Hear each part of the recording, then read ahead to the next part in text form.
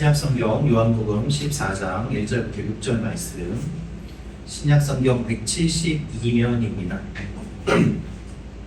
저부터 한 절씩 교독하겠습니다. 너희는 마음에 근심하지 말라. 하나님을 믿으니 또 나를 믿으라. 내 아버지 집에 거할 곳이 많도다. 그렇지 않으면 너희에게 일렀으리라.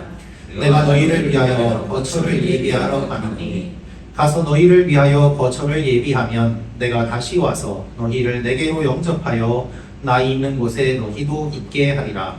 내가 어디로 가는지 그 길을 너희가 아느니라. 도마가 이르되 주여 주께서 어디로 가시는지 우리가 알지 못하거늘 그 길을 어찌 알겠사옵나이까. 같이 읽겠습니다. 시작. 예수께서 이르시되 내가 곧 길이요 진리요 생명이니 나로 말미암지 않고는 아버지께로 올 자가 없느니라. 아멘. 말씀에 잠깐 기도하겠습니다. 아버지 하나님, 예배가 시작되었고 찬양을 드리고 기도를 드리고 이제 주님의 말씀에 귀를 기울입니다. 주님 말씀이 들리게 하시고 말씀대로 살게 하시고 말씀의 능력을 경험케 하여 주옵소서. 예수님의 이름으로 기도합니다. 아멘. 성경을 가져오신 분은 성경을 들어주시고 성경이 없는 분은 오른손을 들고 한번 따라해 주시면 좋겠습니다. 이 성경은 하나님이 나에게 주신 말씀입니다. 하나님의 말씀은 능력이 있습니다. 하나님의 말씀은 나를 변화시킵니다. 나는 이 말씀을 믿습니다. 아멘. 여러분의 고백대로 될 줄로 믿습니다. 오늘은 다시 만날 그날이라는 제목으로 말씀을 선포하도록 하겠습니다. 오늘 본문은 예수님께서 십자가를 앞두고 두려움과 슬픔에 빠져있는 제자들에게 위로하며 하신 말씀입니다. 예수님의 제자들은 왜 그렇게 불안해했을까요? 예수님께서 나사로를 살리셨습니다. 우리는 이 사건을 잘 알고 있습니다. 죽은 지 오래된 나사로가 살아난 이 사건 뒤에 어떤 일이 일어났을까? 나사로가 살아난 것을 보고서 많은 사람들이 예수님을 믿고 따르게 되었다라고 기록되어 있습니다. 그러니 그 모습을 보고서 바리새인들과 서기관들, 종교 지도자들은 예수님을 그냥 두면 안 되겠다라고 생각하고 예수님을 죽이고자 하는 계획을 구체적으로 실행하게 됩니다. 요한복음 11장 53절 말씀 같이 읽도록 하겠습니다. 시작. 이날부터는 그들이 예수를 죽이려고 모의하니라. 네. 죽은 나사로를 살리신 사건 때문에 예수님이 죽임을 당하게 됩니다. 이 얼마나 아이러니한 일입니까? 그러나 주님께서는 이 일 위해서, 바로 이 구원을 위해서 이 땅에 오신 것입니다. 예수님께서 자신을 죽이려는 사람들의 움직임을 아시고 제자들의 발을 씻겨주십니다. 너희 중 하나가 나를 팔 것이다 이야기를 하셨는데 유다가 갑자기 자리를 떠납니다. 그런데도 예수님의 제자들은 유다가 왜 그 자리를 떠나는지 알지 못했습니다. 그럼에도 불구하고 이들은 지금 분위기가 매우 심각한 것은 느낄 수 있습니다. 예수님께서 세상을 떠난다고 말씀하시고 너희는 서로 사랑해야 된다 말씀하시는 것이 유언처럼 들려오는 상황이었기 때문입니다. 이 심각한 상황에 베드로가 예수님께 물어봅니다. 예수님 어디로 가십니까? 제가 따라가겠습니다. 그런데 예수님은 베드로에게 너는 내가 가는 곳에 올 수 없다. 내가 닭이 울기 전에 3번 나를 부인할 것이다 말씀하세요. 여기까지가 오늘 우리가 읽은 이 말씀의 전 상황입니다. 우리가 읽은 이 말씀은 이 흐름에서 계속해서 이어져서 나오는 말씀인 것이죠. 사랑하는 성도 여러분, 우리의 삶에도 예기치 않은 어려움이 찾아옵니다. 어두움이 찾아옵니다. 경제적인 압박, 배신, 건강을 잃는 문제, 사랑하는 사람과의 이별, 그 불안이, 그 두려움이, 그 근심이 우리를 짓누를 때가 얼마나 많이 있습니다. 내가 함께 해줄 수 없고 내가 대신 갚아줄 수도 없고 그 길에 같이 하지 못하는 그런 일들이 우리의 삶에 찾아옵니다. 이런 우리를 보시면서 주님은 무엇이라고 말씀하실까요? 주님은 제자들에게 무엇이라고 말씀하실까요?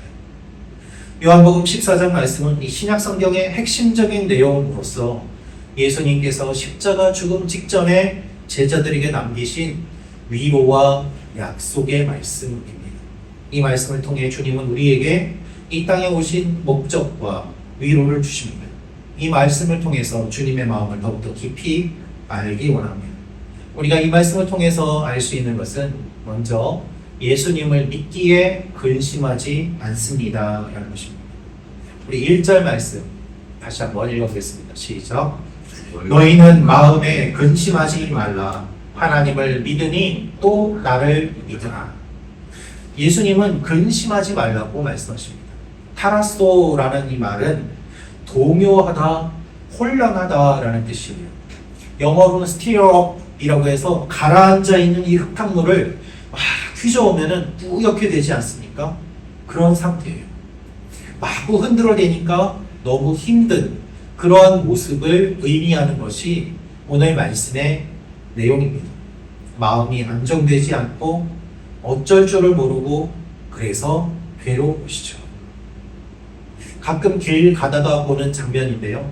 아이가 오는데 엄마가 아이를 두고 그냥 먼저 저만큼 갑니다. 그러면 아이는 막 자지러지게 울면서 막 엄마를 쫓아가는 거예요. 몸을 부들부들 떨면서 쫓아가요. 엄마를 놓치면 안 된다는 그 마음이 몸이 막 떨리는 것으로 나타나는 것이죠. 지금 제자들의 상태가 그렇습니다. 예수님이 가신다고 하는데, 예수님이 죽는다고 그러는데 그 말이 무슨 의미인가? 이들은 알지 못하지만 두려움으로 가득 차 있습니다. 이런 제자들의 마음을 예수님이 달래주십니다. 근심하지 말라라는 것이죠. 여러분, 예수님의 이 말씀은 제자들에게 큰 위로가 되었습니다. 교회가 박해를 받을 때 제자들은 예수님의 이 말씀을 기억했습니다. 동료들이 순교를 당할 때 제자들은 예수님의 이 말씀을 붙잡았습니다. 감옥에 갇히고 매를 맞을 때 제자들은 이 말씀을 붙잡으며 어둠의 시기를 버텼습니다. 지금 요한복음을 쓰고 있는 요한도 감옥에 갇혀있고 어려운 가운데 있고 박해를 다 받는 그 가운데서 주님의 이 말씀을 기억하며 지금 이 말씀을 기록하고 있는 것입니다. 예수님께서 근심하지 말라라고 하신 이유는 하나님을 믿으니 또 나를 믿으라는 말씀이 있습니다. 이 헬라어로는 분석을 해보면 믿으니라는 말과 믿으라라는 말로 두 가지로 번역을 할 수 있습니다. 이미 믿는 자에게는 나를 믿으니 그러니 근심하지 말라라는 뜻이고, 아직 예수님을 믿지 않는 자들에게는 나를 믿어라 그러면 근심하지 않게 될 것이다 라는 뜻이 있는 것이죠. 두 가지로 다 왜 해석이 가능한가? 주석에는 나와 있지 않지만 이 말씀을 연구하고 묵상하면서 저는 이렇게 생각을 했습니다. 이미 하나님을 믿고 있는 사람들을 향해서는 그들에게 믿음이 있기 때문에 근심하지 않을 수 있습니다. 아직 하나님을 믿지 않는 사람들은 믿음을 갖고 예수님 안에서 두려워하지 않고 근심하지 않도록 하는 하나님의 마음. 그래서 믿음이 있는 사람이든 믿음이 없는 사람이든 예수님께서는 나를 믿고 나를 믿으니 근심하지 말라 라고 주님이 위로의 메시지를 우리에게 전해 주시는 것입니다. 예수님께서 지금 제자들을 보시는 그 마음은 어떨까요? 예수님이 곧 잡혀가시는데 제자들은 아무것도 모릅니다. 제자들은 도망갈 것입니다.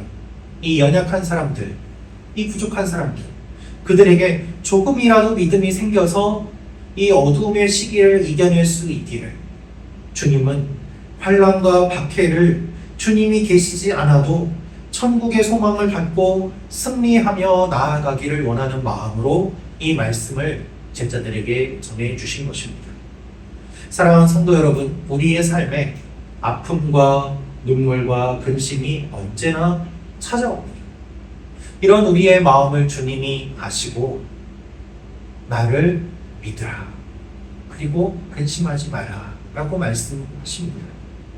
우리를 위로해 주시고 두려워하지 말라고 말씀해 주시는 것이죠. 어제 제 친구에게서 오랜만에 연락이 왔습니다. 그 친구가 건강검진을 했는데 암 판정을 받았다는 거예요. 그래서 암이 전이가 된 것이 아니라 몸에 여러 곳에 암이 있다고 판정을 받아서 조금 더 정밀 검사를 받아야 되는 상황인데 기도해 달라고 하면서 그 친구가 이렇게 문자를 보내왔어요. 현아, 나 많이 무섭다.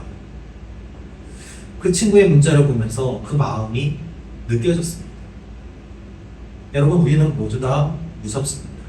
사랑하는 가족이, 친구가 떠나게 되는 일들, 갑자기 찾아오는 슬픔과 어려움들, 우리의 힘으로 해결하지 못하는 우리의 무능과 무력을 깨달으면 우리는 두려움에 사로잡히게 됩니다.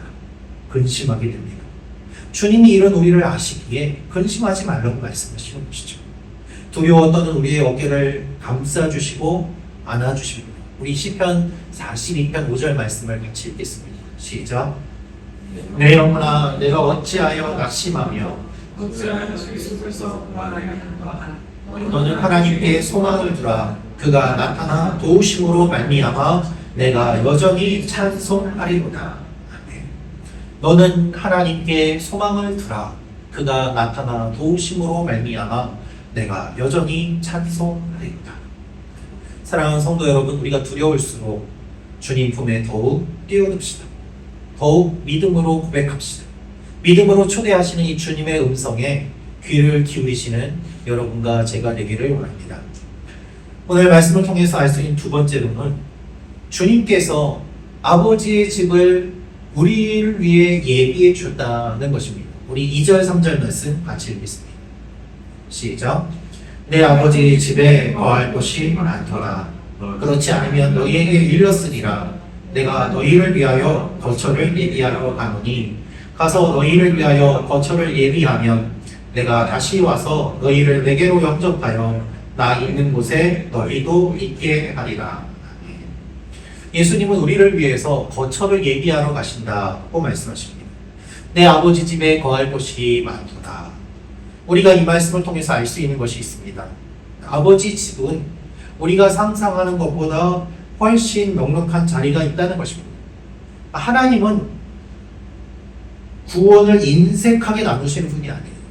문제는 이 주님의 구원을 받아들이지 않는 우리의 불신인 것이죠.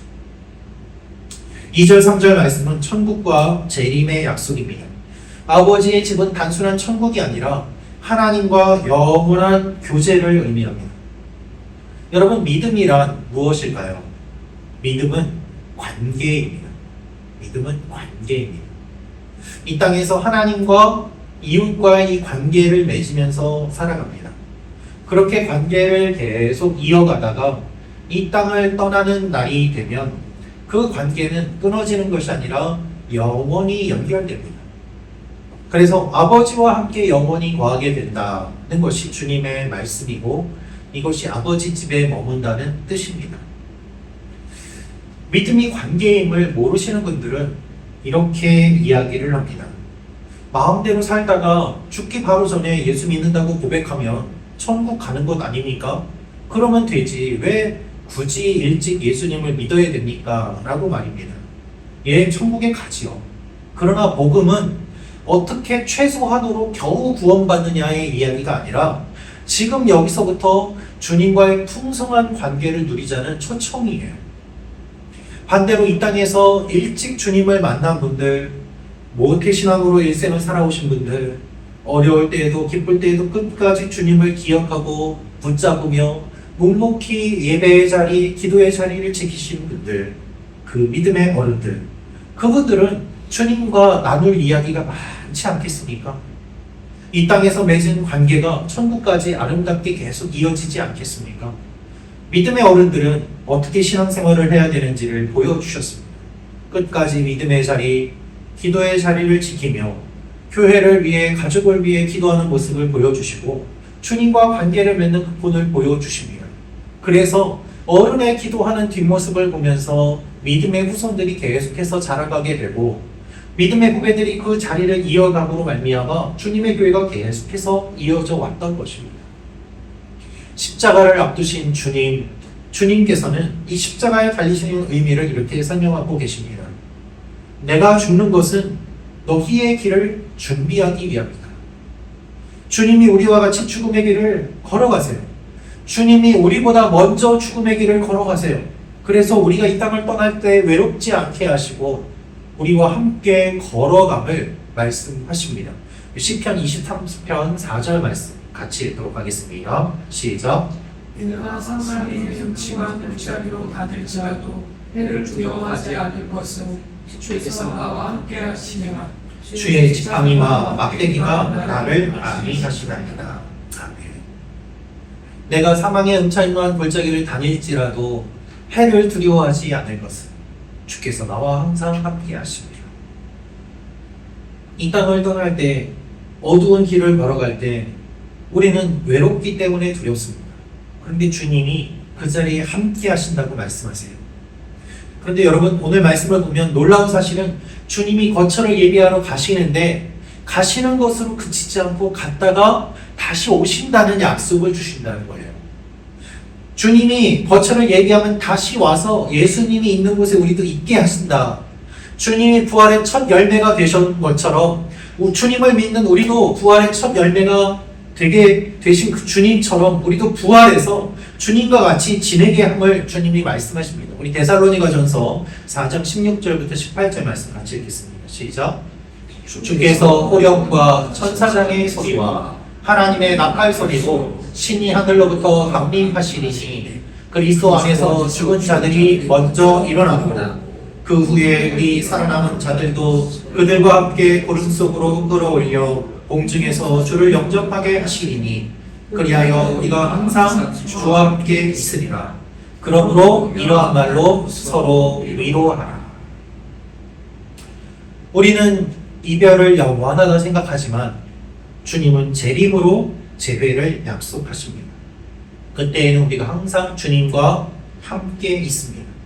그래서 우리가 슬퍼하지만 몸이 상하기까지 슬퍼하지 않도록 이러한 말로 서로 위로하라 라고 주님이 위로의 메시지를 주시고 약속을 주시는 것입니다.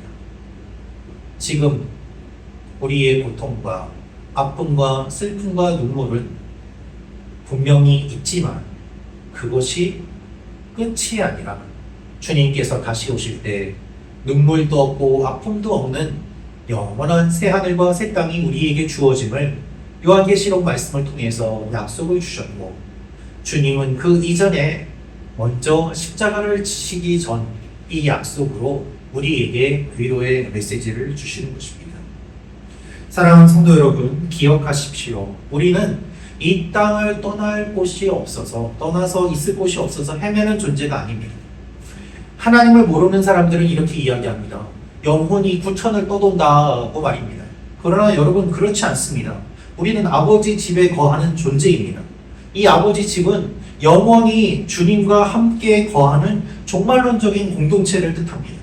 주님이 안아주시고 수고했다고 위로해 주시고 우리 눈물을 닦아주시고 우리를 품에 품어주심으로 말미암아 다시 만날 그날이 있음을 기억하고 또 그날을 주님이 준비한다고 말씀하시는 것이죠. 여러분에게 슬픔과 어려움이 있어도 이것을 기억하며 소망을 품어야 되는 이유, 우리가 주님을 기대할 수 있는 이유가 바로 이것입니다. 그래서 예수님께서는 이 말씀을 하시며 무엇을 알려주시는가? 내가 길이요 진리요 생명이다 라고 말씀하세요. 예수님만이 길이요 진리요 생명이 되시는 것입니다. 예수님의 말씀을 들은 제자들이 제대로 이해를 하지 못하고 있었습니다.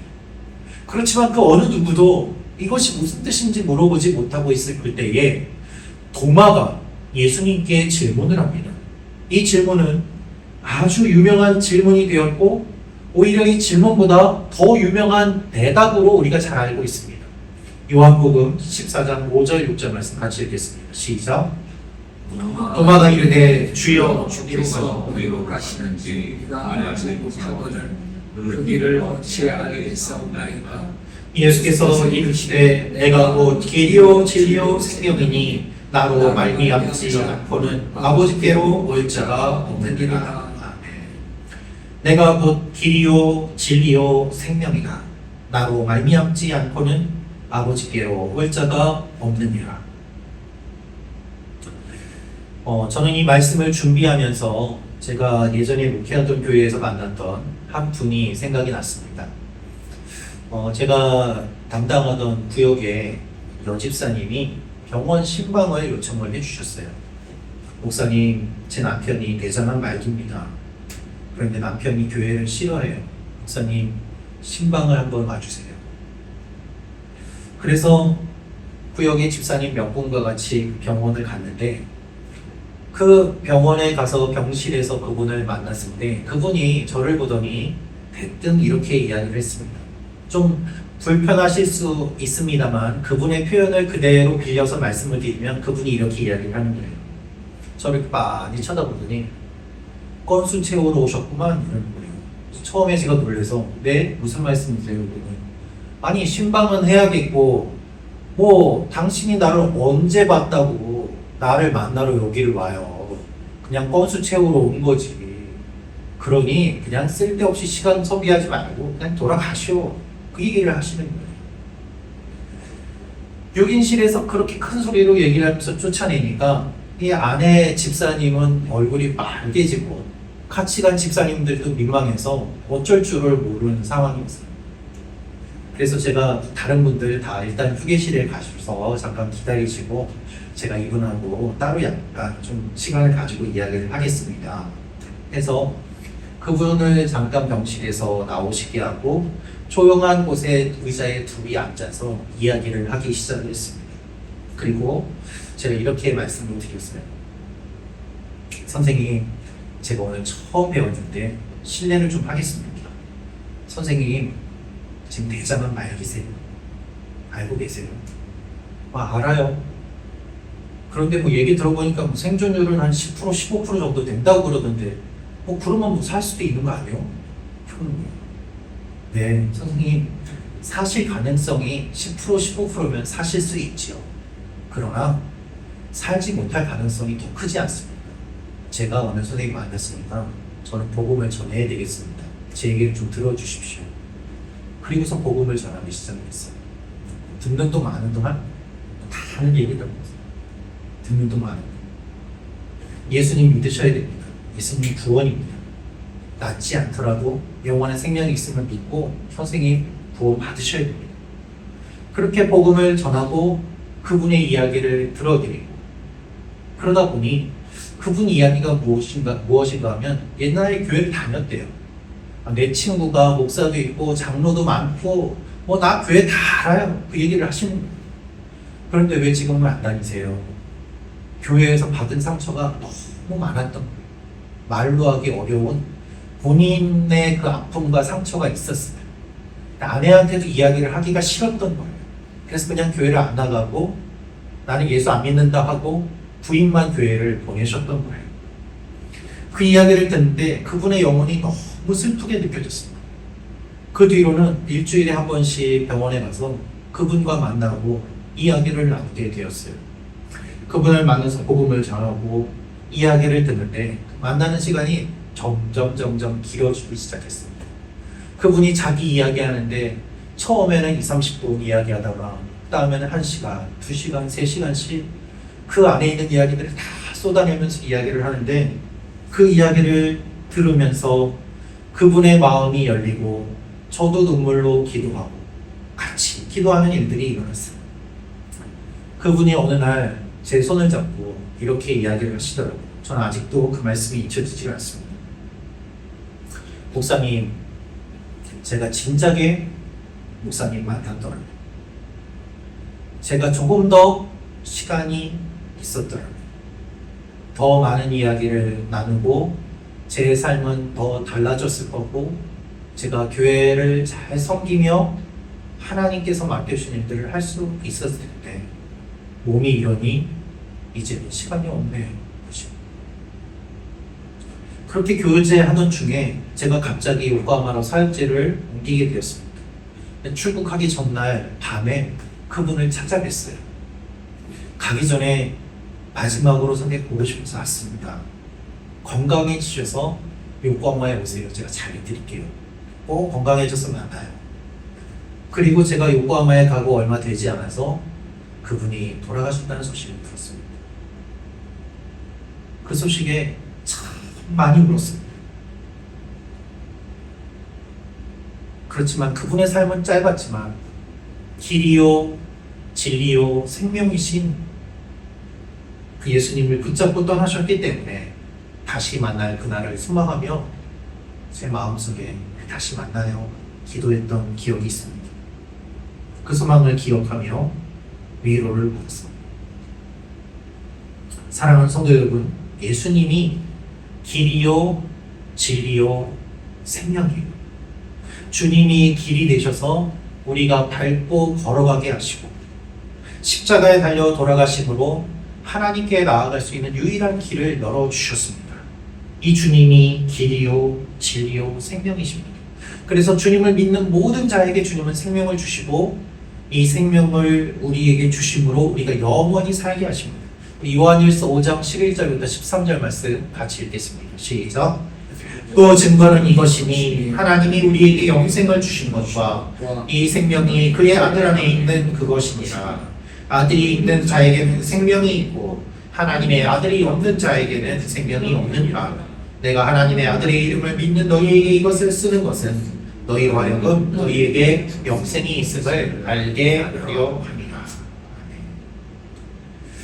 도마는 이렇게 질문합니다. 주님이 어디로 가시는지 우리는 알지 못합니다. 이 질문은 우리의 인생을 반영합니다. 우리의 길을 인도하시는 주님 앞에서 우리는 이렇게 질문합니다. 주님, 우리 인생 우리가 어디로 가는지 알지 못합니다. 주님이 우리를 어떻게 인도하시는지 알지 못합니다. 그래서 날마다 근심하고 걱정합니다.